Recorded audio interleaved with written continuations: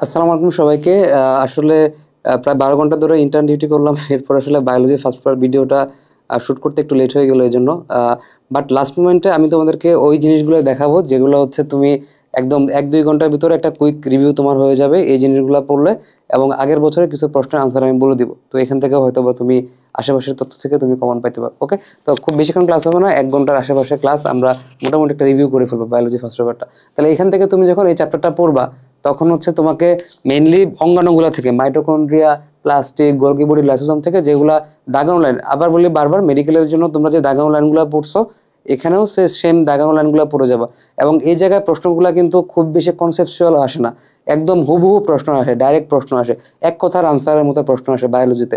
তো তুমি বোল্ড করা লাইনগুলো এবং এক কথার যে আনসারগুলো আছে সেগুলো একটু ভালো মতো পড়ে যাও, কনসেপচুয়াল প্রশ্ন খুবই কম আসে।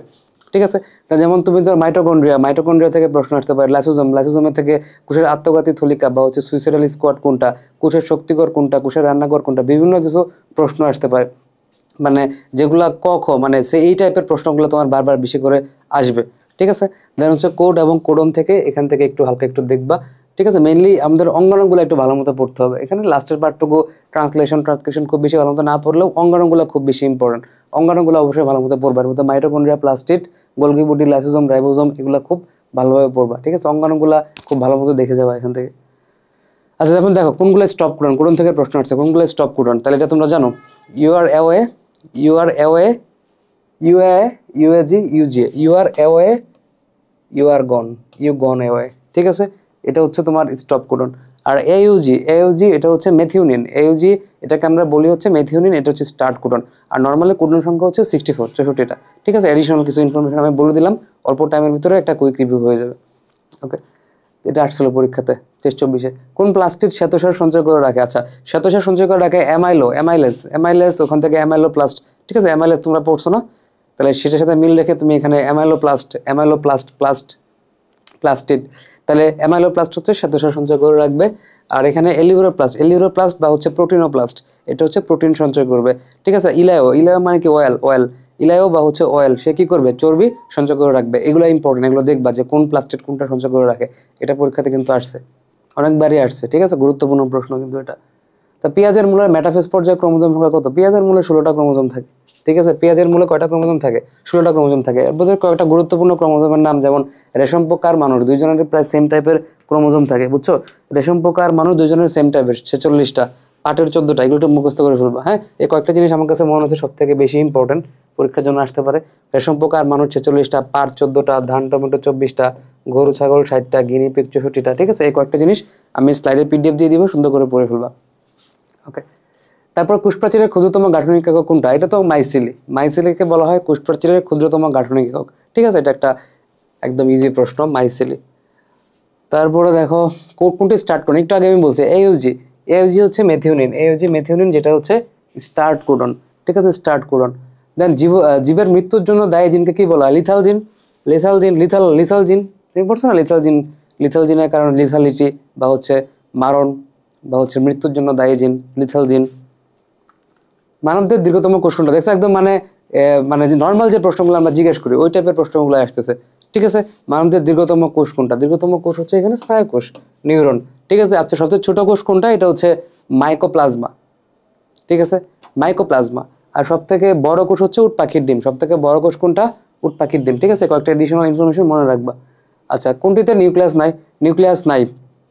ওই যে স্তন্যপায়ী লোহিত রক্তকণিকা, এখানে নিউক্লিয়াস নাই।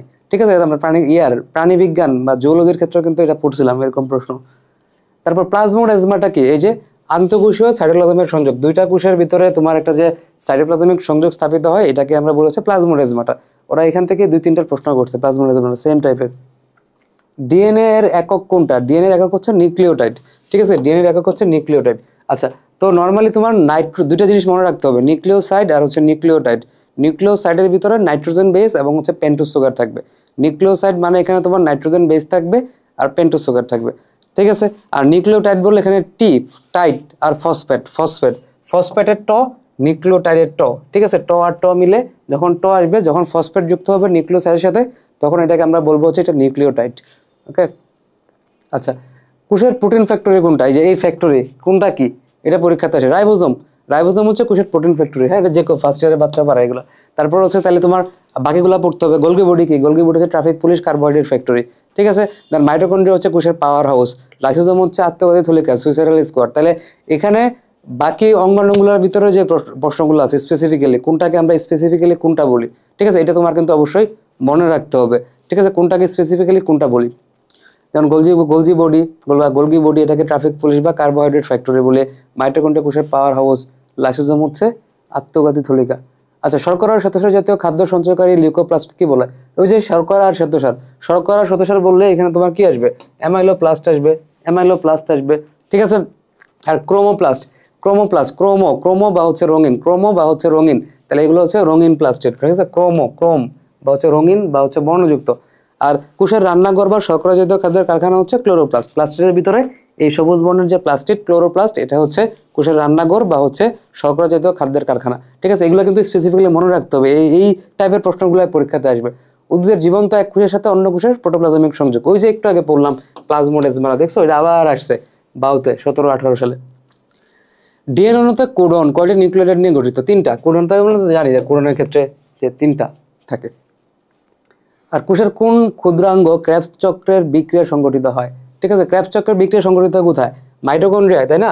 মাইটোকন্ড্রিয়ায় আমাদের হচ্ছে কি ক্রেবস চক্রের বিক্রিয়া। শুধু কি মাইটোকন্ড্রিয়া হয়? শুধু কি মাইটোকন্ড্রিয়া না, আরো কয়েকটা হয়, যেমন ক্রেবস চক্র, ইলেকট্রন ট্রান্সপোর্ট, অক্সিডেটিভ ফসফোরাইলেশন, ঠিক আছে, সম্পূর্ণ করা, এগুলো কিন্তু মাইটোকন্ড্রিয়ার কাজ, ঠিক আছে। এবং এটা অ্যাপোপ্টোসিস, যেটা হচ্ছে কোষের পূর্ব নির্ধারিত মৃত্যু, এটাকে কি করে? নিয়ন্ত্রণ করে। এটা একটু মনে রাখবা যে মাইটোকন্ড্রিয়াতে এখানে কিন্তু ক্রেবস চক্রের বিক্রিয়া হচ্ছে, ইলেকট্রন ট্রান্সপোর্ট চেইন হচ্ছে, সিস্টেমটা হচ্ছে, অক্সিডেটিভ ফসফোরাইলেশন হচ্ছে, ঠিক আছে। এবং অ্যাপোপ্টোসিসটাকে নিয়ন্ত্রণ করতেও কিন্তু এরা হেল্প করতেছে। ক্রোমোজোমে কোন প্রোটিন পাওয়া যায়? ক্রোমোজোমে নিউক্লিয়াসের ভিতরে ক্রোমোজোম, আর ক্রোমোজোমের ভিতরে যে প্রোটিনটা এটা হচ্ছে নিউক্লিয় প্রোটিন, ঠিক আছে। এখানে পাওয়া যাবে কি? নিউক্লিয় প্রোটিন, ঠিক আছে। এনজাইমের ভান্ডার কোনটা? এই যে আমরা পড়ছিলাম লাইসোজোম সে অনেক ধরনের এনজাইম ধারণ করে রাখে, ঠিক আছে। লাইসোজোম এটা হচ্ছে এনজাইমের ভান্ডার, ঠিক আছে। এবং শুক্রাণুর যে লাইসোজোমটা থাকে সেখান থেকে একটা এনজাইম তৈরি হয় যেটাকে বলা হায়ালুরোনিডেস, যেটা কি করে? যেটা হচ্ছে তোমার ডিম্বাণুর আবরণের অংশবিশেষের কি ঘটায়? বিগলন ঘটায়। আর লাইসোজোমটা কি করে? তোমার অন্তঃকোষীয় পরিপাক্রিয়ায় সাহায্য করে, অন্তঃকোষীয় পরিপাক্রিয়াতেও সে সাহায্য করে। কোষের ভিতরে যে পরিপাক্রিয়া হয় অন্তঃকোষীয় পরিপাক্রিয়া, সেখানেও সে কি করে? সাহায্য করে। তাহলে এনজাইমের ভান্ডার বললে লাইসোজোম হবে। নিউক্লিয়াসের গঠনের উপর ভিত্তি করে শ্রেণীকৃত কোষগুলোর নাম কি? নিউক্লিয়াস কি হইতে পারে? নিউক্লিয়াস আদিকেন্দ্রিক কোষ হইতে পারে, নিউক্লিয়াস প্রকৃত কেন্দ্রিক হইতে পারে, তাই না? একটা কোষের নিউক্লিয়াস একটু আদি থাকতে পারে, একটা কোষের নিউক্লিয়াস উন্নত থাকতে পারে। তাহলে এটা হচ্ছে আদিকেন্দ্রিক কোষ এবং হচ্ছে প্রকৃত কেন্দ্রিক কোষ। এবং আদি কোষ কোথায় পাওয়া যায়? মাইকোপ্লাজমা। 3টা জিনিস তোমাকে মনে রাখতে হবে, মাইকোপ্লাজমা, ব্যাকটেরিয়া এবং হচ্ছে সায়ানোব্যাকটেরিয়া, খুব ইম্পর্টেন্ট। মাইকোপ্লাজমা, ব্যাকটেরিয়া এবং হচ্ছে সায়ানোব্যাকটেরিয়া। দেন কোনটি নিউক্লিয়াসের গাঠনিক উপাদান? নিউক্লিয়াসের গাঠনিক উপাদান কোনটা? এটা হচ্ছে ক্রোমোজোম, তাই না? ক্রোমোজোম মনে রাখবা, ঠিক আছে। ক্রোমোজোম বংশগতির ধারক বাহক, এখানে ক্রোমোজোম আনসার হবে, ঠিক আছে। ক্রোমোজোম বংশগতির ধারক বাহক। থাইলাকয়েড উদ্ভিদ কোষের কোন অংশে বিদ্যমান? থাইলাকয়েড, ঠিক আছে। থাইলাকয়েড থাকে হচ্ছে প্লাস্টিডে, ঠিক আছে। থাইলাকয়েড থাকে কোথায়? প্লাস্টিডের ভিতরে স্পেসিফিক্যালি যদি আরো বলি তাহলে সেটা হচ্ছে ক্লোরোপ্লাস্টের ভিতরে, ঠিক আছে, ক্লোরোপ্লাস্টের ভিতরে। তাহলে ক্লোরোপ্লাস্টের আরো কি উপাদান থাকে এটা আমাদের জানতে হবে। তাহলে এখানে স্পেসিফিক্যালি তোমার আবরণী ঝিল্লি থাকবে একটা ক্লোরোপ্লাস্টের, স্ট্রোমা বা হচ্ছে ম্যাট্রিক্স থাকবে, ঠিক আছে। থাইলাকয়েড গ্রানাম থাকবে, তারপর তোমার স্ট্রোমা ল্যামেলি থাকবে, ফটোসিনথেটিক ইউনিট এবং এটিপি সিনথেসিস থাকবে, ডিএনএ থাকবে এবং হচ্ছে রাইবোজোম থাকবে, ঠিক আছে। ডিএনএ থাকবে এবং হচ্ছে এখানে কি থাকবে? রাইবোজোম থাকবে। এই কয়েকটা জিনিস তুমি মনে রাখবা, যেহেতু এখান থেকে পরীক্ষায় প্রশ্ন আসছে বাউতে। শ্বেতসার জাতীয় খাদ্য সঞ্চয়কারী লিউকোপ্লাস্ট, দেখে কয়বার আসছে এটা? এটা হচ্ছে অ্যামাইলোপ্লাস্ট, তাই না? শ্বেতসার জাতীয় খাদ্য সঞ্চয়কারী লিউকোপ্লাস্ট। ডিএনএ ও আরএনএ ভিতরে পার্থক্যকারী নাইট্রোজেন ক্ষারকের নাম কি? ডিএনএ এবং আরএনএ ভিতরে পার্থক্যকারী নাইট্রোজেন ক্ষারকের নাম কি? এখানে মেইনলি যে পার্থক্যকারী ক্ষারকটা এটা হচ্ছে ইউরাসিল, তাই না? মেইনলি ইউরাসিলের কারণে এদের মাঝখানে একটা ডিফারেন্স তুমি ইজিলি খেয়াল করতে পারো এই প্রশ্ন অনুসারে। উদ্ভিদের পুষ্প ও পাতা রঙিন হয় কোন রঞ্জক পদার্থ থাকার কারণে? পুষ্প ও পাতা রঙিন হয় ক্রোমোপ্লাস্ট থাকার কারণে। ক্রোমোপ্লাস্ট, ঠিক আছে। ক্রোমো বা হচ্ছে রঙিন বর্ণযুক্ত ক্রোমোপ্লাস্ট থাকার কারণে হচ্ছে তোমার রঞ্জক পদার্থ থাকার কারণে রঙিন হবে। ডিএনএ এবং আরএনএ কোথায় সংশ্লেষিত হয়? ডিএনএ এবং আরএনএ এটা তোমার বইতে স্পেসিফিক্যালি দেওয়া আছে, এটা হচ্ছে মাইটোকন্ড্রিয়ায়, ঠিক আছে। ডিএনএ এবং আরএনএ সংশ্লেষিত হয়, ওকে। মাইটোকন্ড্রিয়া ভিতরের মেমব্রেনের কেন্দ্রের দিকের বাসগুলোকে বলা হয় ক্রিস্টি, ঠিক আছে। কেন্দ্রের দিকের বাসগুলোকে বলা হয় ক্রিস্টি, একদম ইজি প্রশ্ন এটা, 9-10 এর বইতে পড়লে তুমি পারবা। দেন মাইটোকন্ড্রিয়ার অন্তঃকোষীয় অন্ত আবরণীর অন্তর্গাত্রে অতি সূক্ষ্ম অসংখ্য দানা লেগে থাকে, যেগুলোকে বলা হয় অক্সিজম। যে দানাগুলো লেগে থাকে এগুলো হচ্ছে অক্সিজম, আর ভিতরের দিকে বাজ হয়ে থাকে এটা হচ্ছে ক্রিস্টি। তাড়াতাড়ি করে সলভ করে দিই 1 ঘন্টার ভিতরে। ক্লোরোপ্লাস্টের ভিতরে যে চাকতি আকৃতির চাকতি আকৃতির থলের সমূহের স্তরে স্তরে সজ্জিত গ্রানাম তৈরি করে, সেই থলেগুলোর নাম হচ্ছে কি থাইলাকয়েড। ঠিক আছে, থাইলাকয়েড। ঠিক আছে, থাইলাকয়েড। তারপর কোষের শক্তিগড় কোনটা? কোষের শক্তিগড় কোনটা? ঠিক আছে, কোষের শক্তিগড় বা পাওয়ার হাউস কোনটা? এটা হচ্ছে মাইটোকন্ড্রিয়া। মাইটোকন্ড্রিয়া কোষের শক্তিগড় বা হচ্ছে পাওয়ার হাউস বলা হয়। জীবজগতের সবথেকে ক্ষুদ্রতম কোষ কোনটা? যে একটু আগে আমরা বলছি যে সবথেকে ক্ষুদ্রতম কোষী জীব, এটার নাম হচ্ছে কি মাইকোপ্লাজমা। ঠিক আছে, একটু আগে আমরা পড়ছি যে এটা হবে কি, এটা হবে হচ্ছে আমাদের মাইকোপ্লাজমা। ওকে, নিউক্লিয়াসের সাথে ফসফেট, এই যে ফসফেটের ট যখন আসবে তখন এটা কিসে পরিণত হবে? নিউক্লিওটাইড। ফসফেটের ট যখন আসবে তখন এটা কিসে পরিণত হবে? তখন এটা পরিণত হবে হচ্ছে নিউক্লিওটাইড। ঠিক আছে, নিউক্লিওটাইডে পরিণত হবে। ওকে, তাহলে মোটামুটি তুমি খেয়াল করে দেখছো যে বিভিন্ন অঙ্গাণুগুলো থেকে বেশিরভাগ প্রশ্ন কিন্তু আসতেছে। তো অঙ্গাণুগুলা মনে রাখা খুবই গুরুত্বপূর্ণ এখান থেকে, অঙ্গাণু থেকে গুরুত্বপূর্ণ তথ্যগুলা যেগুলো বোল্ড করে দেওয়া আছে। দেন কোষ বিভাজন থেকে আসো, এখানে প্রোফেজ 1-এ বিভিন্ন ধাপ। ঠিক আছে, এটা গুরুত্বপূর্ণ। এখানে পরীক্ষা আসে বাইভ্যালেন্ট তৈরি হয় কোন ধাপে, বা হচ্ছে ক্রসিং ওভার হয়, বা হচ্ছে বিভিন্ন দশা দেখা যায়। ঠিক আছে, গুরুত্বপূর্ণ যেগুলো আছে এগুলা কিন্তু গুরুত্বপূর্ণ তথ্য যেগুলো আছে প্রোফেজ 1-এর ধাপগুলোতে, ওইটা তোমাকে পড়তে হবে। ঠিক আছে, আচ্ছা, মেইনলি এটা সবথেকে বেশি ইম্পর্টেন্ট এবং হচ্ছে তোমার কোনো কিছু পড়তে না পারলেও এই জিনিসটা খুব ভালো মতো দেখে যাবা, লাস্ট মোমেন্টে এই জিনিসটা খুব ভালো মতো দেখে যাবা। ঠিক আছে, এরপর মাইটোসিসের বিভিন্ন ধাপ, এগুলো একটু দেখবা। ঠিক আছে, এগুলো দেখলে মোটামুটি আশা করি এখান থেকে হয়ে যাবে। ঠিক আছে, এই জিনিসটা একটু ভালো মতো দেখে যাবো, যে স্পেশালি যে ধাপগুলো আছে। ঠিক আছে, যেমন হচ্ছে স্পেশালি সবথেকে বেশি ইম্পর্টেন্ট ল্যাকটোটিন, জাইগোটিন, লাস্ট মোমেন্ট একদম অল্প টাইমে জাইগোটিন। ঠিক আছে, ল্যাকটোটিন, জাইগোটিন, প্যাকাটিন, এই এখান থেকে গুরুত্বপূর্ণ যে তথ্যগুলা বইতে আছে এটা একটু ভালো মতো দেখে যাও, একদম লাস্ট মোমেন্টের কথা বলতেছি। তাহলে একটা কোর, তাহলে সেল সাইকেল থেকে পরীক্ষায় প্রশ্ন আসে, তাহলে সেল সাইকেলটা খুবই গুরুত্বপূর্ণ। তাহলে এখান থেকে গুরুত্বপূর্ণ একটা জিনিস যেটা নাই সেটা হচ্ছে সেল সাইকেল। ঠিক আছে, সেল সাইকেল লেখা নাই, বাট সেল সাইকেলটা পড়বা, সেল সাইকেলটা গুরুত্বপূর্ণ। একটা কোষ পরবর্তী বিভাজন প্রক্রিয়ায় অংশগ্রহণ করবে কিনা সেই সিদ্ধান্ত হয় কোন পর্যায়ে? ঠিক আছে, সেই সিদ্ধান্ত হয় কোন পর্যায়ে? এটা হচ্ছে G1 পর্যায়ে। ঠিক আছে, G1 পর্যায়ে হচ্ছে সিদ্ধান্ত হয় যে পরবর্তীতে সে অংশগ্রহণ করবে কিনা। ঠিক আছে, তাহলে এই জায়গায় G1 দশায় এখানে তোমার টাইমিং এর একটা ব্যাপার আছে, যে কোন টাইমে কোনটা ব্যয় হয়। তাহলে সেল সাইকেলের ভিতরে কোন দশা কতটুকু সময় ব্যয় হয় এটা গুরুত্বপূর্ণ। G1 দশা 30 থেকে 40 ভাগ সময় ব্যয় হয়। S দশা প্রধান কাজ হচ্ছে ক্রোমোজোম ও ডিএনএ সূত্র রেপ্লিকেশন, 30 থেকে 50 ভাগ ব্যয় হয়। G2 দশা, ঠিক আছে, G2 দশাতে গুরুত্বপূর্ণ বৈশিষ্ট্য কোনটা? যে সেন্ট্রোজোম মাইক্রোটিউবুল তৈরির সূচনা করে এই দশায়, এবং কতটুকু সময় ব্যয় হয়? 10 থেকে 20 ভাগ সময় ব্যয় হয়। ঠিক আছে, 10 থেকে 20 ভাগ সময় ব্যয় হয়। তাহলে গুরুত্বপূর্ণ কাজ এবং কত % সময় ব্যয় হয়। কোষ বিভাজনের কোন পর্যায়ে সিনাপসিস ঘটে? এটা হচ্ছে জাইগোটিন। ঠিক আছে, জাইগোটিন পর্যায়ে গিয়ে হচ্ছে সিনাপসিস ঘটে এবং বাইভ্যালেন্ট তৈরি হয়। আমি এখানে সুন্দর করে লিখে দিচ্ছি কোনটাতে সবথেকে গুরুত্বপূর্ণ যে বিষয়গুলো। ল্যাকটোটিনে হচ্ছে বুকে দেখা যায় এবং পোলারাইজড বিন্যাস, এই দুইটা প্রশ্ন আসলে এই জায়গা থেকে আসবে। দেন জাইগোটিন বললে এই জায়গায় সিনাপসিস ঘটে, বাইভ্যালেন্ট তৈরি হয়। প্যাকাটান বললে এখানে তুমি প্রশ্ন আসার সম্ভাবনা এই জায়গা থেকে আসবে, ক্রসিং ওভার ঘটে এবং কায়াজমা সৃষ্টি হয়। ঠিক আছে, দেন ডিপ্লোটিনে কি হয়? প্রান্তীয়করণ ঘটে, এই জায়গা থেকে পরীক্ষার প্রশ্ন, ডিপ্লোটিনে প্রান্তীয়করণ ঘটতেছে। ডায়াকাইনেসিস হচ্ছে নিউক্লিওলাস এবং নিউক্লিয়ার এনভেলপের অবলুপ্তি ঘটে। ঠিক আছে, নিউক্লিওলাস এবং নিউক্লিয়ার এনভেলপের অবলুপ্তি ঘটে। দেন জেনেটিক্যালি নিয়ন্ত্রিত কোষ মৃত্যু, জেনেটিক্যালি নিয়ন্ত্রিত বললে এগুলো অ্যাপোপ্টোসিস বলতে হবে। ঠিক আছে, অ্যাপোপ্টোসিস বলতে হবে। আর যদি পুষ্টির অভাবে মারা যায় বা বিষাক্ত কোনো দ্রব্যের কারণে মারা যায়, তাহলে সেক্ষেত্রে আমাকে নেক্রোসিস বলতে হবে। ঠিক আছে, নেক্রোসিস বলতে হবে। দেন স্পোরোফাইটিক উদ্ভিদে কোথায় মায়োসিস ঘটে? এটা মনে রাখবো সবসময়, স্পোরোফাইটিক উদ্ভিদ ট্রয়েসেন বা হচ্ছে স্পোরোফাইটিক উদ্ভিদ, তাহলে এই জায়গায় জননমাত্রিক কোষে ঘটবে। আর গ্যামেটোফাইটিক উদ্ভিদ যেটা হচ্ছে এন, সেক্ষেত্রে নিষেকের পর জাইগোটে যখন ট্রয়েসেন হবে তখন তাদের কি ঘটবে? মিওসিস ঘটবে, মনে থাকবে। তাহলে স্পোরোফাইটিক উদ্ভিদের জননমাত্রিক কোষে এবং গ্যামেটোফাইটিক উদ্ভিদের নিষেকের পর জাইগোটে মিওসিস ঘটবে। সংশ্লেষণ দশা বা হচ্ছে এস ফেজ, এখানকার সময় কত? 30 to 50%। আমরা একটু আগে পড়ছি যে এর দশায় সময় কতটুকু যায়? এর দশায় 30 to 50%। মাইটোসিসের কোন পর্যায়ে ক্রোমোজোম দুটা ক্রোমাটিডে বিভক্ত হয়? এটা প্রথম ধাপের দিকেই হয়ে যায় আসলে। ঠিক আছে, প্রোফেজ ধাপের দিকেই হয়ে যায়। ক্রোমোজোম নৃত্য কোন বিভাজন দেখা যায়? ক্রোমোজোম নৃত্য দেখা যায় হচ্ছে পুরো মেটাফেজ দশায়। দেখছো যে ধাপগুলো, গুরুত্বপূর্ণ যে ধাপগুলো আছে সেই ধাপগুলো থেকে কিন্তু পরীক্ষায় প্রশ্ন আসতেছে। প্রোমেটাফেজ, ক্রোমোজোম নৃত্য। আচ্ছা, ক্যারিওগামী কি? ক্যারিওগামী, ক্যারিয়ন মানে নিউক্লিয়াস বলছি, তাই না? ক্যারিয়ন মানে নিউক্লিয়াস, তাহলে ক্যারিওগামী বললে দুইটা কোষের নিউক্লিয়াসের মিলন হবে। ঠিক আছে, দুইটা কোষের নিউক্লিয়াসের মিলন হবে ক্যারিওগামী। ঠিক আছে, ক্যারিওগামী। দেন যদি প্লাজমোগামী বলি, প্লাজমোগামী বললে দুইটা কোষের সাইটোপ্লাজমের মিলন হবে। ঠিক আছে, প্লাজমোগামী যদি আমি বলি। দেন ক্যারিওকাইনেসিস আছে, সাইটোকাইনেসিস আছে। ঠিক আছে, ক্যারিওকাইনেসিস বলতে এখানে নিউক্লিয়াসের বিভাজন, সাইটোকাইনেসিস সাইটোপ্লাজমের বিভাজন। ঠিক আছে, তোমরা এটা জানো। তাহলে ক্যারিওগামী বললে নিউক্লিয়াসের মিলন হবে। ঠিক আছে, প্লাজমোগামী বললে সাইটোপ্লাজমের মিলন হবে। ক্যারিওকাইনেসিস নিউক্লিয়াসের বিভাজন, সাইটোকাইনেসিস সাইটোপ্লাজমের বিভাজন। কোষ বিভাজনের কোন ধাপে ক্রসিং ওভার ঘটে?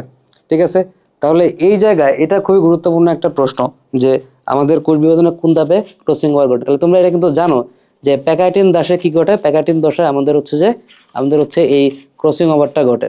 ঠিক আছে, তাহলে এই দেখো এই জিনিসটা খুবই গুরুত্বপূর্ণ। ঠিক আছে, এই জিনিসটা খুবই গুরুত্বপূর্ণ যে কোন ধাপে কোনটা ঘটে। ঠিক আছে, কোন ধাপে কোনটা ঘটে আমি সুন্দর করে কিন্তু এই জায়গায় লিখে দিছি। তোমরা যদি মনে করতে পারো এই জিনিসটা একটু পড়ে ফেললে হবে। এটা গুরুত্বপূর্ণ যে প্যাকাইটিনের ক্রসিং ওভার ঘটে, কায়াজমাটা সৃষ্টি হয়। আচ্ছা আচ্ছা, কোন দশায় ডিএনএ অনুলেপন হয়? দেখো এটাও সুন্দর করে লিখে দিছি। তাহলে এই জিনিসটা খুবই গুরুত্বপূর্ণ যে আমাদের রেপ্লিকেশন, ডিএনএ সূত্রে রেপ্লিকেশন হয় আমাদের এস দশায়। সুন্দর করে লিখে দিছে যে ক্রোমোজোমস্থ ডিএনএ সূত্রে রেপ্লিকেশন হয়। ঠিক আছে, রেপ্লিকেশন হয়। তাহলে এই কয়েকটা ইনফরমেশন কিন্তু আমাকে অবশ্যই মনে রাখতে হবে। আচ্ছা, এটা তো বললাম, এটা হচ্ছে এস দশা। কোষ বিভাজনের কোন পর্যায়ে ক্রোমোজোমগুলো বিষুবীয় অঞ্চলে অবস্থান করে? ওই যে মেটাফেজ ধাপে, যেটাকে আমরা মেটাকাইনেসিস বলি। মেটাকাইনেসিস বলি যে আমাদের ক্রোমোজোমগুলো বিষুবীয় অঞ্চলে অবস্থান করা শুরু করে, যেটাকে আমরা মেটাকাইনেসিস বলি। মাইটোসিস প্রক্রিয়া উৎপন্ন কোষের ক্রোমোজোম সংখ্যা মাতৃকোষের সমান হবে। ঠিক আছে, মাইটোসিস প্রক্রিয়া উৎপন্ন কোষের ক্রোমোজোম সংখ্যা মাতৃকোষের সমান হবে। তারপর দেখো অণুজীব।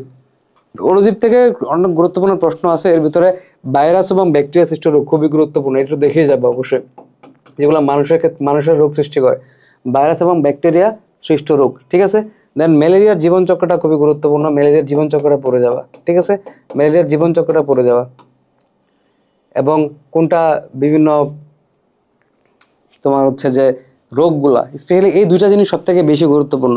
ঠিক আছে, আমি মোটামুটি চ্যাপ্টারটা অ্যানালাইসিস করে দেখলাম যে লাস্ট মোমেন্টে কোনো কিছু দেখে, বাকিগুলো তো তোমরা পড়ছো হালকা পাতলা, যা এখানে দেওয়া আছে লেখা আছে যেগুলো, এগুলো তো পড়ছোই, কিন্তু এই কয়েকটা জিনিস সব থেকে বেশি গুরুত্ব দিয়ে পড়বা, ভাইরাস ব্যাকটেরিয়া সৃষ্ট রোগ এবং হচ্ছে ম্যালেরিয়ার জীবনচক্র। ঠিক আছে, দুইটা সব থেকে গুরুত্বপূর্ণ, বাকিগুলা হালকা পাতলা পড়বা, আমি বলতেছি একটু পরে। তাহলে ভাইরাসের ক্যাপসিড। ঠিক আছে, তাহলে এখানে থেকে করো ভাইরাসের তোমার হচ্ছে যে গঠন থেকে পরীক্ষার প্রশ্ন আসে। হ্যাঁ, ভাইরাসের গঠন থেকে পরীক্ষাতে প্রশ্ন আসে। ঠিক আছে, এটা গুরুত্বপূর্ণ, বাট এই দুইটা অবশ্যই দেখে যাবে, এই দুইটা মিস করো না। দেন ভাইরাসের ক্যাপসিড কি দ্বারা গঠিত? ভাইরাসের ক্যাপসিড হচ্ছে প্রোটিন দ্বারা গঠিত। ঠিক আছে, ভাইরাসের ক্যাপসিড হচ্ছে প্রোটিন দ্বারা গঠিত। ভাইরাসের গাঠনিক উপাদান কি? নিউক্লিক অ্যাসিড এবং হচ্ছে প্রোটিন। নিউক্লিক অ্যাসিড এবং হচ্ছে প্রোটিন। ভাইরাসের গাঠনিক উপাদান হচ্ছে নিউক্লিক অ্যাসিড এবং হচ্ছে প্রোটিন, মনে থাকবে। ওকে, ম্যালেরিয়া জীবাণু মানবদেহে প্রবেশের পর প্রথম কোথায় আশ্রয় নেয়? এটা হচ্ছে যকৃত। তাহলে ম্যালেরিয়া জীবাণুটা খুবই গুরুত্বপূর্ণ, ম্যালেরিয়া থেকে ম্যালেরিয়ার জীবনচক্র এবং আনুষঙ্গিক ইনফরমেশনগুলো খুবই গুরুত্বপূর্ণ। যেমন মানুষ হচ্ছে ম্যালেরিয়া জীবাণুর ক্ষেত্রে তোমার হচ্ছে মানুষ হচ্ছে ম্যালেরিয়ার ক্ষেত্রে মেনলি মানুষ হচ্ছে এখানে মাধ্যমিক পোষক। ঠিক আছে, মানুষ হচ্ছে মাধ্যমিক পোষক, মশকি হচ্ছে নির্দিষ্ট পোষক, মশকি নির্দিষ্ট পোষক, খুবই গুরুত্বপূর্ণ। আর রক্ত পরীক্ষায় প্রশ্ন আসে যে রক্তকণিকায় কিসের উপস্থিতি দেখে ম্যালেরিয়া রোগ শনাক্ত করা যায়? রক্তকণিকায় সাফনার দানা উপস্থিতি দেখে ম্যালেরিয়া রোগ শনাক্ত করা যায়। ঠিক আছে, এরপর হচ্ছে যে আরেকটা ইনফরমেশন যে এক্সফ্লাজেলেশনটা কি? এক্সফ্লাজেলেশন জাস্ট রিভিউ দিচ্ছি আমরা, যে ক্রপের ভিতরে ম্যালেরিয়া জীবাণুর স্পারমাটোজেনেসিস এর বিশেষ প্রক্রিয়া, সেটা হচ্ছে এক্সফ্লাজেলেশন, স্পারমাটোজেনেসিস, যেটা শুক্রাণু তৈরি হয়। ঠিক আছে, তাহলে ক্রপের গহ্বরে ম্যালেরিয়া জীবাণুর স্পারমাটোজেনেসিসের বিশেষ প্রক্রিয়াকে বলা হয় এক্সফ্লাজেলেশন। মাটিতে সরাসরি নাইট্রোজেন সংবন্ধন করতে পারে কোনটা? এটা হবে এজেটোব্যাক্টর। ঠিক আছে, এজেটোব্যাক্টর। তাহলে এখানে তিনটা এক্সাম্পল আছে আমাদের, এজেটোব্যাক্টর, সিউডোমোনাস এবং হচ্ছে ক্লোস্ট্রিডিয়াম। ঠিক আছে, এজেটোব্যাক্টর, সিউডোমোনাস, ক্লোস্ট্রিডিয়াম এসব ব্যাকটেরিয়া কি করে? বায়ু হতে নাইট্রোজেন গ্রহণ করে, নাইট্রোজেন যৌগ হিসাবে তোমার কি করতে পারে? নাইট্রোজেন যৌগ হিসাবে তোমার হচ্ছে যে মাটিতে কি করতে পারে? স্থাপন করতে পারে। ঠিক আছে, মাটিতে স্থাপন করতে পারে। তিনটা এক্সাম্পল আমাকে মনে রাখতে হবে, এজেটোব্যাক্টর, সিউডোমোনাস এবং হচ্ছে ক্লোস্ট্রিডিয়াম। আর রাইজোবিয়াম যে ব্যাকটেরিয়াটা আছে, রাইজোবিয়াম ব্যাকটেরিয়াটা সিম জাতীয় ঠিক আছে, সিম জাতীয় উদ্ভিদের মূলের নোডিউলে নাইট্রোজেন সংবন্ধন করে। ঠিক আছে, এটা মনে রাখবা, রাইজোবিয়াম, এটা ইম্পর্টেন্ট একটা এমসিকিউ, যে রাইজোবিয়াম ব্যাকটেরিয়া সিম জাতীয় উদ্ভিদের নোডিউলে নাইট্রোজেন সংবন্ধন করে থাকে। কোনটি ভাইরাস জনিত রোগ? তাহলে এখানে ভাইরাস জনিত রোগগুলো পড়তে হবে। এটা হচ্ছে পোলিও। ঠিক আছে, পোলিওটা হয় মেনলি পোলিও ভাইরাস। ঠিক আছে, কোনটা ব্যাকটেরিয়া জনিত রোগ, ভাইরাস জনিত রোগ, খুবই ইম্পর্টেন্ট। কলেরা হয় কি দিয়ে? Vibrio colliery. ঠিক আছে, টিটানাস কি দিয়ে হয়? Clostridium tetany.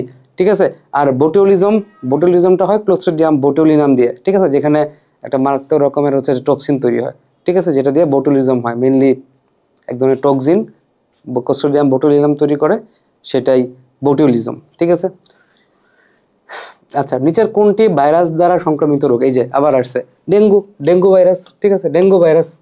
বা টাইফয়েড ভাইরাস বললে সালমোনেলা টাইফি। ঠিক আছে, সালমোনেলা টাইফি। ঠিক আছে, সালমোনেলা টাইফি।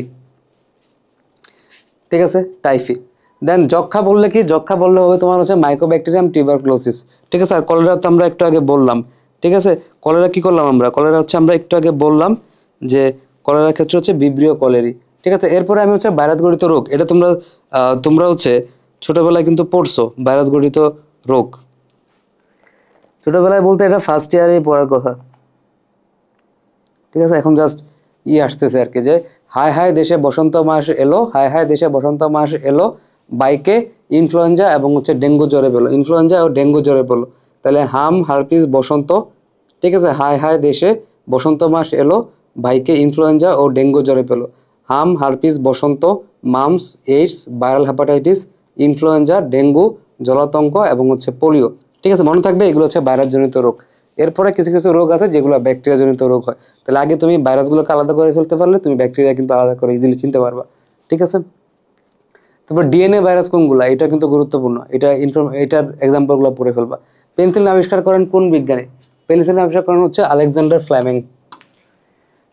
আলেকজান্ডার ফ্লেমিং হচ্ছে আমাদের পেনিসিলিন আবিষ্কার করছে, বুঝছো? আচ্ছা, তারপর দেখো বার্ড ফ্লু কি রোগ কিসের দ্বারা হয়? Bird flu. ঠিক আছে, এভিয়ান ইনফ্লুয়েঞ্জার একটা টাইপ H5N1 যেটাকে বলি, সেই ভাইরাসের আক্রমণে হাঁস মুরগিতে কি হয়? বার্ড ফ্লু নামক মারাত্মক রোগের সৃষ্টি হয়। আর ইনফ্লুয়েঞ্জা ভাইরাসের একটা সাব টাইপ H5N1 এবং H1N1, H1 সোয়ান। ঠিক আছে, সোয়ান, H1N1, এর কারণে কি হয়? সোয়াইন ফ্লু হয়। ঠিক আছে, মনে থাকবে এই দুটো জিনিস মনে রাখবা, H5N1 এবং হচ্ছে H1N1। ঠিক আছে, এই দুটার কারণে হয় সোয়াইন ফ্লু। আর H5N1 যেটা আছে এভিয়ান ইনফ্লুয়েঞ্জার একটা টাইপ, সেক্ষেত্রে হবে কি? Bird flu. তাহলে এটা হচ্ছে ভাইরাস দিয়ে হবে। ঠিক আছে, ভাইরাস।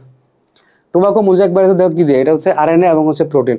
কেন্দ্রে আরএনএ এবং চারপাশে কি থাকে? প্রোটিন আবরণী। কেন্দ্রে আরএনএ এবং চারপাশে প্রোটিন আবরণ দিয়ে টিএমবি গঠিত হয়। ঠিক আছে, এর দৈর্ঘ্য প্রস্থের 17 গুণ, এটা মনে রাখবা। এবং টিএমবিতে কয়েকটা ইনফরমেশন কিন্তু খুবই গুরুত্বপূর্ণ, যেমন কতগুলো ক্যাপসোমিয়ার থাকে। যদি 130 থেকে 2200টার মতো ক্যাপসোমিয়ার থাকে। ঠিক আছে, প্রতিটা ক্যাপসোমিয়ারে 158টা অ্যামাইনো অ্যাসিড থাকে। এরকম কিছু কিছু ইনফরমেশন টিএমবি থেকে খুবই গুরুত্বপূর্ণ, এটা পড়ে ফেলবা। স্লাইড দিয়ে দিব আমি, তাড়াতাড়ি যাই যাতে লাস্ট মোমেন্টে খুব বেশি লম্বা ভিডিও হয়ে গেলে তোমরা দেখবে না। ভাইরাসের দেহ কোন পদার্থ দ্বারা গঠিত? ঠিক আছে, কারণ একটু চর্চা হবে, একটা রিভিউ হবে, কুইক রিভিউ। ভাইরাসের দেহ হচ্ছে নিউক্লিক অ্যাসিড এবং হচ্ছে প্রোটিন দ্বারা গঠিত। নিউক্লিক অ্যাসিড এবং হচ্ছে প্রোটিন। মানুষ জলাতঙ্ক রোগে আক্রান্ত হয় কোন ভাইরাসের কারণে? এটা রেবিস হবে। মানুষ জলাতঙ্ক রোগে আক্রান্ত হয় হচ্ছে রেবিস ভাইরাসের কারণে। স্ত্রী মশকিরায় ম্যালেরিয়া জীবাণু বহন করে, তথ্য প্রকাশ করেন কোন বিজ্ঞানী? এই যে ইংরেজ সেনাবাহিনীর ডাক্তার ছিল, বুঝছো, মেজর রোনাল্ড রস, সে এটাই বলছে যে স্ত্রী মশকিরাই ম্যালেরিয়া জীবাণু বহন করে। ঠিক আছে, ম্যালেরিয়ার জীবাণু বহন করে। ইনফ্লুয়েঞ্জা ভাইরাসের আকৃতি কেমন? এটা হচ্ছে ডিম্বাকার। তাহলে ভাইরাসের আকৃতি, এটা একটা গুরুত্বপূর্ণ টপিকস, তোমাকে পড়তে হবে এটা। ভাইরাসের আকৃতি একটু দেখে যাইতে হবে। ঠিক আছে, ভাইরাসের আকৃতি যেমন দণ্ডাকার কোনটা? Alpha mosaic virus, mumps virus, TMV. ঠিক আছে, টিএমবি মানে এই জায়গায় এম কথাটা আছে, টিএমবি এখানেও এম আছে। আলফা মোজাইকের ভিতরে এম আছে। মামস ভাইরাস এখানেও এম আছে। আর গোলাকার বললে polio, TIB, HIV, dengue virus, এগুলো হচ্ছে গোলাকার। তাহলে কোনটার শেপ কোনটা এটা পড়বা, যেহেতু এখান থেকে প্রশ্ন করছিল একবার। বর্ণক্ষেত্রকার কোনটা? হারপিস ব্যাকথেনিয়া। ব্যাঙাচি আকৃতির ট্যাডপোল শেপ, এটা হচ্ছে T2 T4 T6 এগুলো বললে এগুলো হচ্ছে কি আমাদের ব্যাঙাচি আকৃতি। ঠিক আছে, আর সিলিন্ড্রিক্যাল বা সূত্রাকার হচ্ছে ইবলিশ। ইবোলা আর হচ্ছে মোটরের স্ট্রিক ভাইরাস।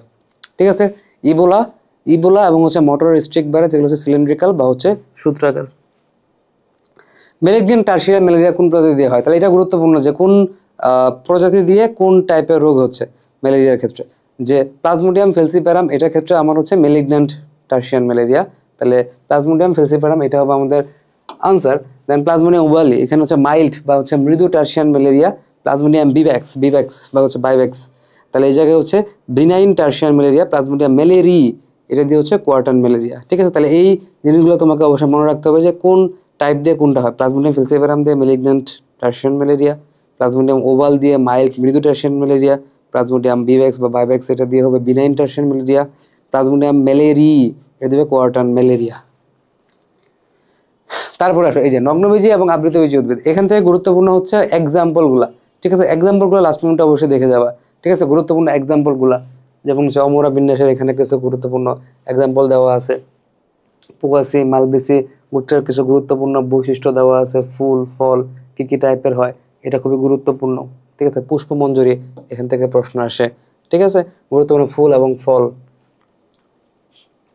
ফলগুলা এখানে কিছু এক্সাম্পল আছে, এক্সাম্পলগুলো মেইনলি এই চ্যাপ্টার থেকে পোয়েসি মালবেসি গোত্রের গুরুত্বপূর্ণ বৈশিষ্ট্যগুলো তুমি পড়বা, গুরুত্বপূর্ণ যেসব বৈশিষ্ট্যগুলো আছে, এবং হচ্ছে যে এই যে কিছু কিছু জায়গা আছে অমরা বিন্যাসের জায়গায়, এরকম অমরা বিন্যাসের মতো অনেকগুলো জায়গা আছে যেখানে এক্সাম্পল আছে। ঠিক আছে, এই এক্সাম্পলগুলো লাস্ট মোমেন্টে একদম চোখ বুলায় চলে যাবে। ঠিক আছে, এগুলো খুবই গুরুত্বপূর্ণ, আমরা একটা প্রশ্ন পরে দেখতে পারবো এটা। ঠিক আছে, এই যে আমরা হচ্ছে যে হ্যাঁ একটু পরে আমরা হচ্ছে এই জিনিসটা দেখতে পাবো। আচ্ছা আচ্ছা, এখন আমি তোমাদেরকে একটা জিনিস বলি, আমাদের কিন্তু এগ্রি পরীক্ষাতে, ঠিক আছে, এগ্রি পরীক্ষাতে সব থেকে বেশি যেটা গুরুত্বপূর্ণ তোমার সেটা হচ্ছে যে যে কোনো পরীক্ষাতে, শুধু এগ্রি পরীক্ষা না, মাথা ঠান্ডা রাখা। বুঝছো, মাথা ঠান্ডা রাখা, মাথা ঠান্ডা রাখা খুব গুরুত্বপূর্ণ। তো অনেক পরীক্ষাতে কি হয়েছে যে আমরা অনেক জিনিস পড়ে যাই কিন্তু মাথা ঠান্ডা থাকে না, এজন্য আমরা হচ্ছে এগুলো কিন্তু আনসার করতে পারি না। ঠিক আছে, আমরা কিন্তু আনসার করতে পারি না।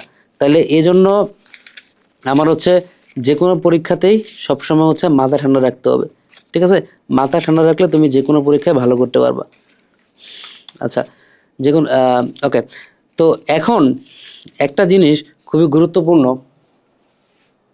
সেটা হচ্ছে মাথা ঠান্ডা রাখার পাশাপাশি টাইম ম্যানেজমেন্ট। ঠিক আছে, টাইম ম্যানেজমেন্ট, পরীক্ষার সময় তুমি পরীক্ষা দিচ্ছ কিন্তু ইনকেস টাইমের দিকে খেয়াল রাখতেছো না, তাহলে কিন্তু ক্ষতি হবে। তাহলে এই দুটো জিনিস খুবই মনে রাখো। ঠিক আছে, নার্ভাস হওয়া যাবে না, মাথা ঠান্ডা রাখতে হবে, টাইম ম্যানেজমেন্টটা ঠিক রাখতে হবে। কোনো বিধে স্পাইকলেট জাতীয় পুষ্পমঞ্জুরি উপস্থিত, তাহলে এখানে তোমার পোয়েসি গোত্রের ক্ষেত্রে আমরা জানি যে এদের স্পাইকলেট পুষ্পমঞ্জুরি থাকে, তাহলে জিয়া মেইস। ঠিক আছে, এটা ওকে, এটা ভুট্টা। কোনটি পোয়েসি গোত্রের ফল? ঠিক আছে, পোয়েসি গোত্রের ফল, এটা পরীক্ষাতে আসে, পোয়েসি গোত্রের ফল কোনটা? ঠিক আছে, পোয়েসি গোত্রের ফল কোনটা? তাহলে তোমরা কিন্তু এটা জানো পোয়েসি গোত্রের ফল কোনটা, এটা হচ্ছে আমাদের ক্যারিওপসিস। ঠিক আছে, ক্যারিওপসিস। আর মালভিসি গোত্রের ফল বললে এটা হচ্ছে ক্যাপসুল বা হচ্ছে বেরি। মালভিসি গোত্রের ফল বললে এটা হবে ক্যাপসুল অথবা বেরি। কোন উদ্ভিদে পাম ফার্ন বলা হয়? পাম ফার্ন বলা হয় কোনটা? ঠিক আছে, সাইকাস। ঠিক আছে, সাইকাসকে বলা হচ্ছে পাম ফার্ন। আর সানফার্ন বললে রুদ্র জন্মাতে পছন্দ করে, সানফার্ন বললে এই জায়গায় এটা হবে টেরিস। ঠিক আছে, টেরিস বললে হবে তোমাদের কি, টেরিস বললে হবে হচ্ছে সানফার্ন, আর পাম ফার্ন বললে হবে হচ্ছে সাইকাস।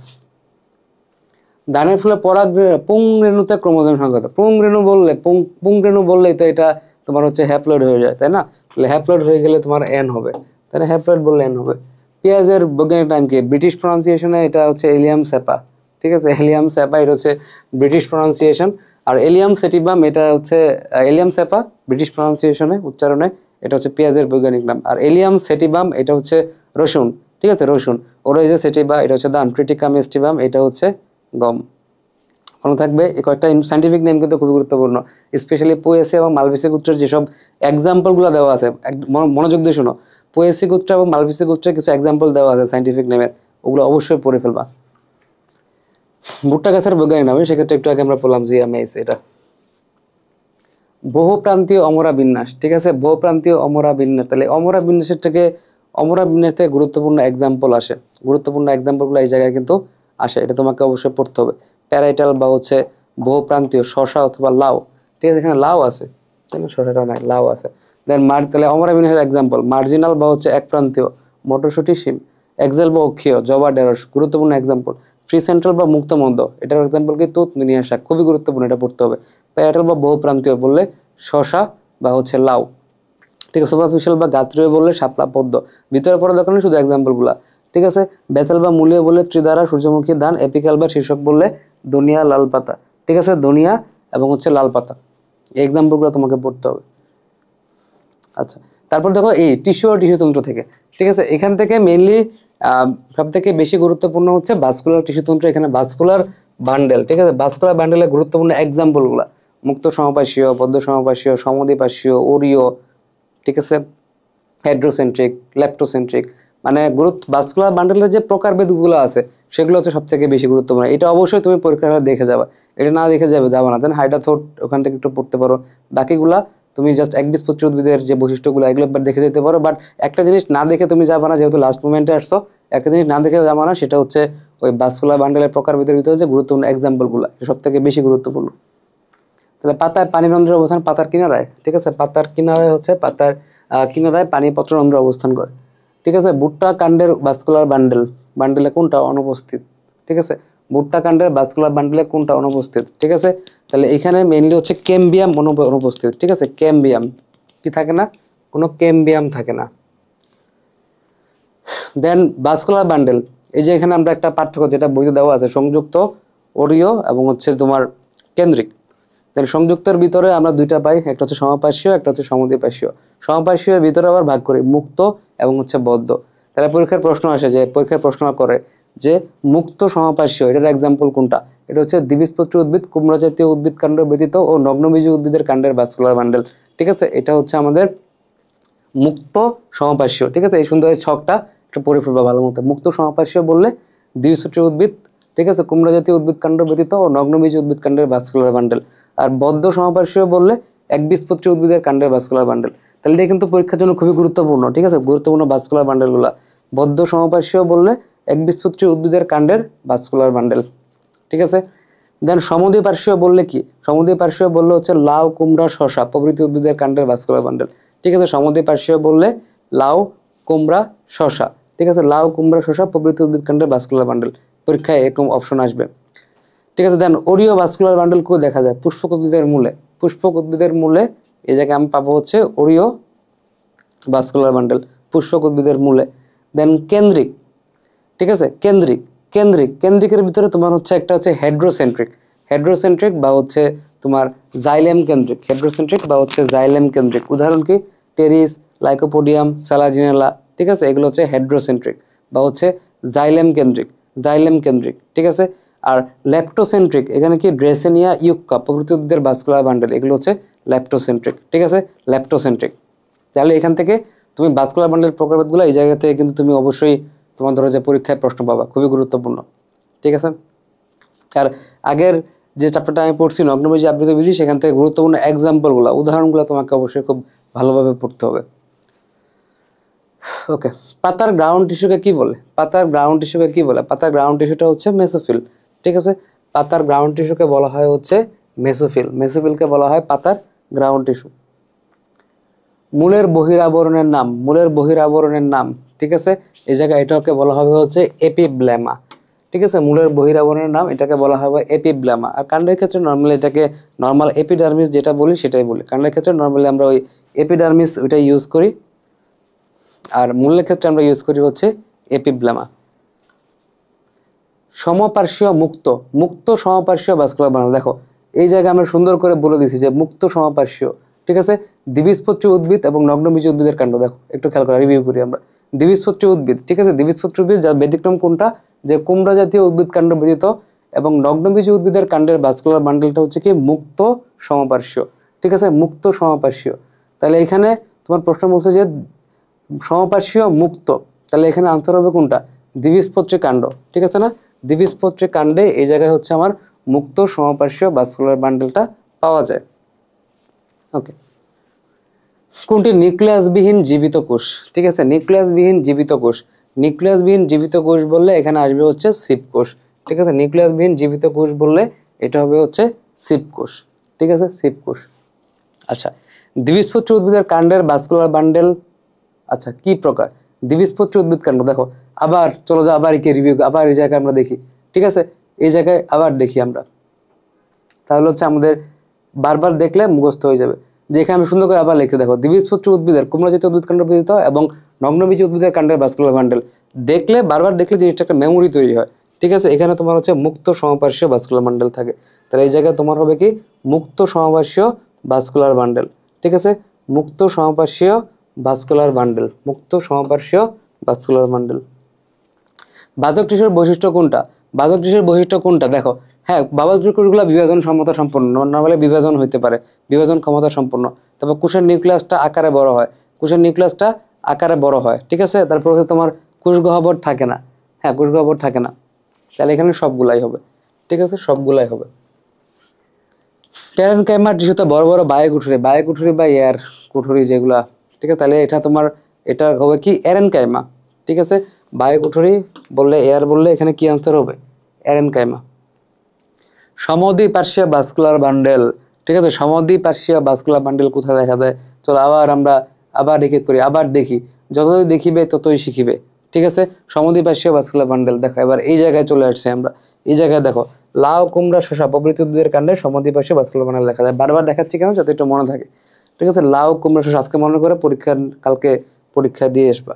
লাউ, কুমড়া, শসা প্রভৃতি উদ্ভিদের কাণ্ডে সমদ্বিপার্শ্বীয় ভাস্কুলার বান্ডেল দেখা যায়।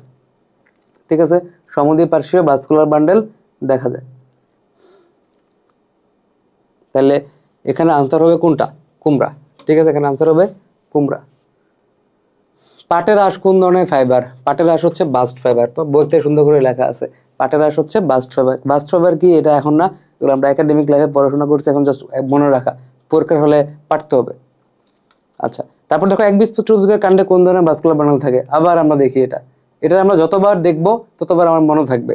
ঠিক আছে, এই জন্য আমি তোমাকে বারবার দেখাচ্ছি যে একবীজপত্রী উদ্ভিদের কাণ্ডের ভাস্কুলার দেখো, সুন্দর করে লিখে রাখছি।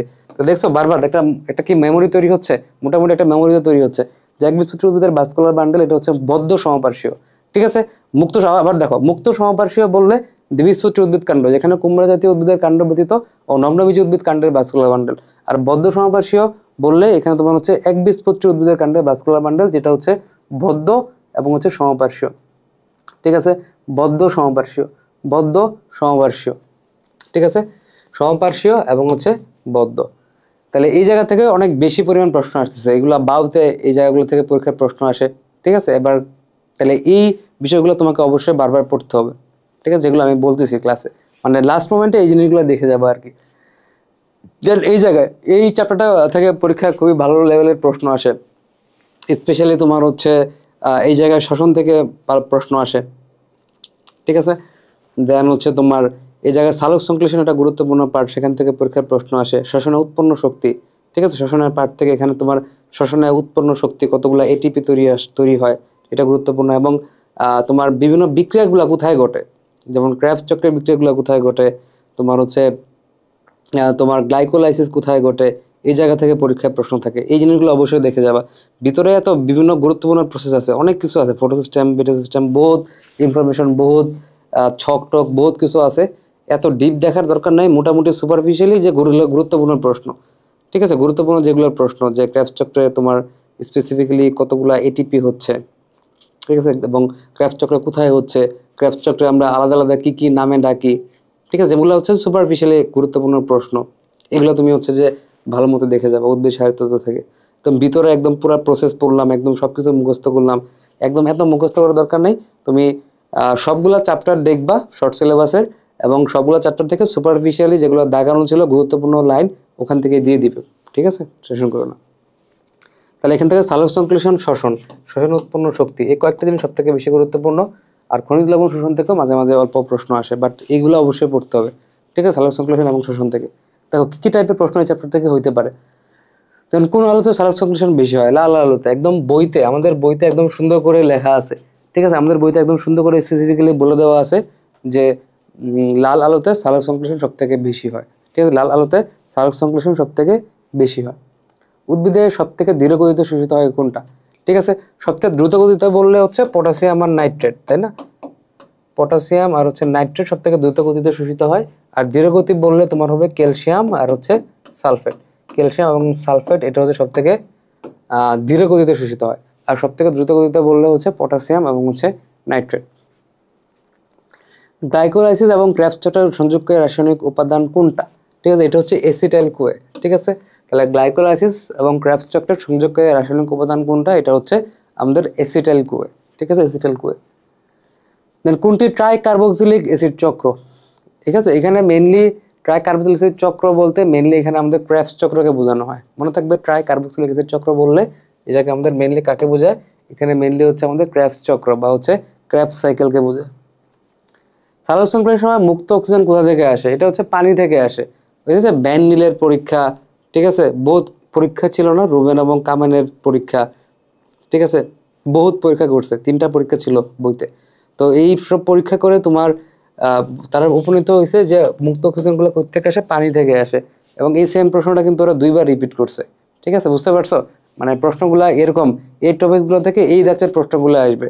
এখন তোমাকে এই যে পরীক্ষাগুলো করছে, এই পরীক্ষার ভিতরের ডিটেলসও তোমাকে ধরতেছে না, তোমাকে জাস্ট এটার আউটকামটা ধরতেছে। দেখছো কতটা সুপারফিশিয়ালি পরীক্ষার প্রশ্ন আসে। এজন্য কোনো চ্যাপ্টার বাদ না দিয়ে সব চ্যাপ্টার থেকে মানে মেইন যে লাইনগুলো, দাগানো লাইনগুলো, এগুলো দেখে যাবে লাস্ট টাইমে। গ্লাইকোলাইসিস কোথায় ঘটে? গ্লাইকোলাইসিস ঘটে হচ্ছে সাইটোপ্লাজমে। ঠিক আছে, কোষের সাইটোপ্লাজমে হচ্ছে তোমার কি ঘটবে? গ্লাইকোলাইসিস ঘটবে। গ্লাইকোলাইসিস প্রক্রিয়া এক অণু গ্লুকোজ ভেঙে কয় অণু পাইরুভিক অ্যাসিড হয়? এটা হচ্ছে 2 অণু। ঠিক আছে, এটা মনে থাকবে, 2 অণু পাইরুভিক অ্যাসিড হবে। তাহলে গ্লাইকোলাইসিস প্রক্রিয়ায় এক অণু গ্লুকোজ ভেঙে 2 অণু পাইরুভিক অ্যাসিড পরিণত হবে। কোন জৈব প্রক্রিয়া উদ্ভিদ মাটি থেকে মূলে পানি শোষণ করে? অসমোসিস, অসমোসিস বা হচ্ছে অভিস্রবণ প্রক্রিয়ায়। ঠিক আছে, অভিস্রবণ প্রক্রিয়া উদ্ভিদ মাটি থেকে মূলে পানি শোষণ করে। আচ্ছা, প্রশোধন প্রক্রিয়ায় উদ্ভিদের পাতা থেকে পানি কি আকারে বায়ুমণ্ডলে নির্গত হয়? ঠিক আছে, এটা তো একদম ইজি প্রশ্ন, বাউতে আসছে 18-19 সালে আমাদের টাইমে, বাষ্প আকারে। ঠিক আছে, বাষ্প আকারে বায়ুমণ্ডলে নির্গত হয়। সালোক সংশ্লেষণের সময় নির্গত অক্সিজেনের উৎসকে দেখো, বাউতে 17-18 সালে রিপিট করছে প্রশ্নটা, দেখছো ক্লাস্টার এগ্রি গুচ্ছতে রিপিট করছে। তাহলে এটা হচ্ছে তোমার পানি, ওয়াটার। ক্রেবস চক্রের প্রক্রিয়া সংঘটিত হয় কোথায়? ঠিক আছে, এটা হচ্ছে মাইটোকন্ড্রিয়াতে। তাহলে এটা গুরুত্বপূর্ণ প্রশ্ন যে কোন চক্রের কোনটা কোথায় ঘটতেছে। ঠিক আছে, কোন চক্রের কোনটা কোথায় ঘটতেছে। ঠিক আছে, এটা তোমার মাইটোকন্ড্রিয়াতে তোমার ক্রেবস চক্রের বিক্রিয়াগুলো ঘটতেছে। ঠিক আছে, মাইটোকন্ড্রিয়াতে তোমার কি ঘটতেছে? মাইটোকন্ড্রিয়া তোমার হচ্ছে ক্রেবস চক্রের গুরুত্বপূর্ণ বিক্রিয়াগুলো ঘটতেছে। তো এটা পরীক্ষাতে কিন্তু বারবার আসে, একদম মানে কোথায় কোনটা ঘটে। ঠিক আছে, এটা তোমাকে অবশ্যই মনে রাখতে হবে। তারপর তোমার হচ্ছে যে এটিপির যে হিসাবটা, ঠিক আছে, এটা তোমাকে মনে রাখতে হবে। যেমন ইলেকট্রন ট্রান্সপোর্ট সিস্টেম, ঠিক আছে, এটা কোথায় ঘটে? এটা তোমার ধরো মাইটোকন্ড্রিয়ার মেমব্রেনে ঘটে ইলেকট্রন ট্রান্সপোর্ট সিস্টেমটা। ঠিক আছে, এটা তোমাকে পড়তে হবে। তারপর তোমার আলোক নির্ভর অধ্যায়ের বিক্রিয়াগুলো কোথায় ঘটে? আলোক নিরপেক্ষ অধ্যায়ের বিক্রিয়াগুলো কোথায় ঘটে? ঠিক আছে, এটা তোমাকে পড়তে হবে। তারপর তোমার হচ্ছে যে ক্রেবস চক্রের বিক্রিয়াগুলা, ঠিক আছে, বা পাইরুভিক অ্যাসিডের জারণগুলা সুন্দর করে আমাদের বইতে লেখা আছে। প্রত্যেকটা বিক্রিয়া, প্রত্যেকটা একটা সুন্দর জায়গা, যে এই জায়গায় এই বিক্রিয়াগুলো ঘটে। ঠিক আছে, এটা তোমাকে পড়তে হবে। আমি যদি এক কথায় বলে দিই, ঠিক আছে, আলোক নির্ভর অধ্যায়ের বিক্রিয়াগুলো কোথায় হয়? থাইলাকয়েড মেমব্রেনে। ঠিক আছে, থাইলাকয়েড মেমব্রেনে আলোক নির্ভর অধ্যায়ের বিক্রিয়াগুলো হয়। আর আলোক নিরপেক্ষ অধ্যায়ের বিক্রিয়াগুলো কোথায় হয়? ক্লোরোপ্লাস্টের স্ট্রমাতে। ঠিক আছে, মনে থাকবে, ক্লোরোপ্লাস্টের স্ট্রমাতে আমার হচ্ছে আলোক নিরপেক্ষ অধ্যায়ের বিক্রিয়াগুলো হয়। ঠিক আছে, পাইরুভিক অ্যাসিডের জারণ এটাও তোমার মাইটোকন্ড্রিয়ার ম্যাট্রিক্সে হবে। ঠিক আছে, এবং হচ্ছে ক্রেবস চক্র, সাইট্রিক অ্যাসিড চক্র, এটাও তোমার কোথায় হবে?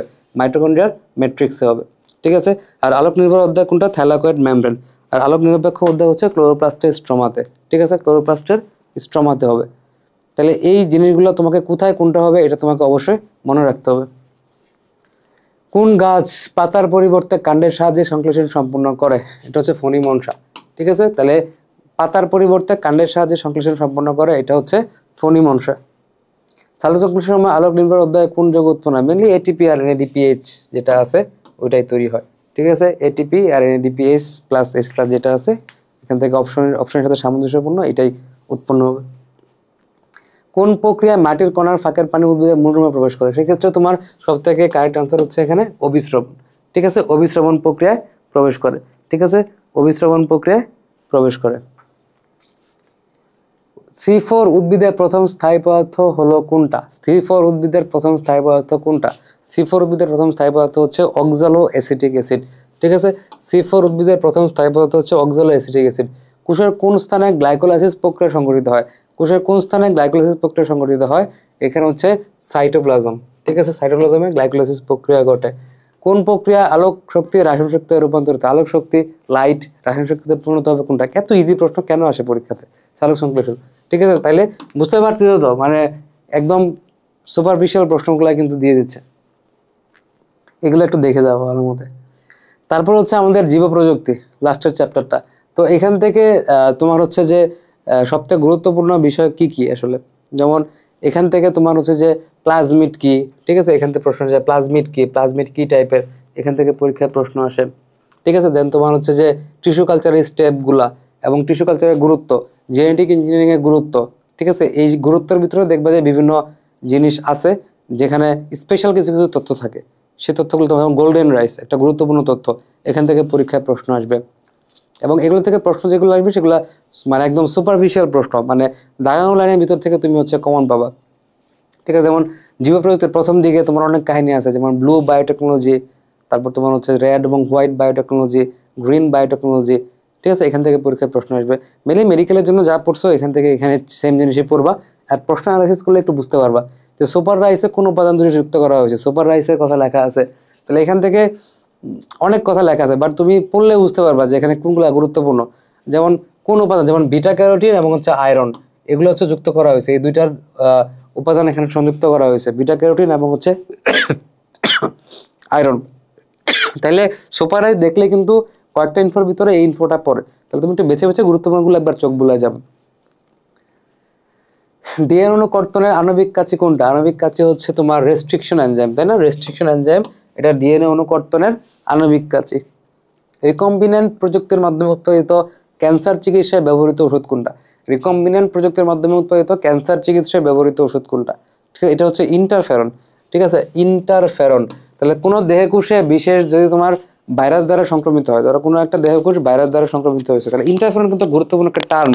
প্রত্যেকটা চ্যাপ্টারে এরকম কিছু টার্ম আছে যেগুলো খুবই গুরুত্বপূর্ণ, সেখান থেকে তোমার স্পেসিফিক পার্টটুকু প্রশ্নগুলো তোমাকে পড়তে হবে।